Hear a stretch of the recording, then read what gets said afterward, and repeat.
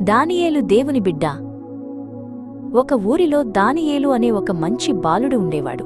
అతను దేవుడంటే భయభక్తులు కలిగి ఎప్పుడూ మంచి పనులే చేసేవాడు. ప్రతి ఆదివారం దానియేలు తప్పకుండా చర్చికి వెళ్లేవాడు. అక్కడ పాస్టర్గారు చెప్పే దేవుని మాటలను శ్రద్ధగా వినేవాడు. దానియేలు ఎప్పుడూ అబద్ధాలు చెప్పేవాడు కాదు.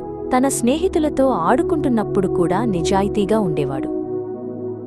ఒకరోజు దానియేలుకు దారిలో ఒక పర్సు దొరికింది. అందులో చాలా డబ్బులు ఉన్నాయి. అతను ఆశపడకుండా ఆ పర్సును తీసుకుని నేరుగా పోలీసు స్టేషన్కు వెళ్లాడు. పోలీసులు అతని నిజాయితీని మెచ్చుకున్నారు. ఆ పర్సును పోగొట్టుకున్న వాళ్ళు వచ్చి దానియేలుకు కృతజ్ఞతలు చెప్పి ఒక చిన్న బహుమతి ఇచ్చారు.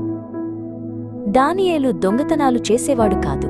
ఒకసారి వాళ్ల స్నేహితుడు ఒక దుకాణంలో నుండి చాక్లెట్ దొంగిలించబోతే దానియేలు వాణ్ణాపి, ఇది తప్పు, దేవుడు చూస్తాడు అని చెప్పాడు. తన దగ్గర ఉన్నది ఏదైనా ఇతరులతో పంచుకునేవాడు. తన దగ్గర 2 చాక్లెట్లు ఉంటే ఒకటి తన స్నేహితుడికి ఇచ్చేవాడు.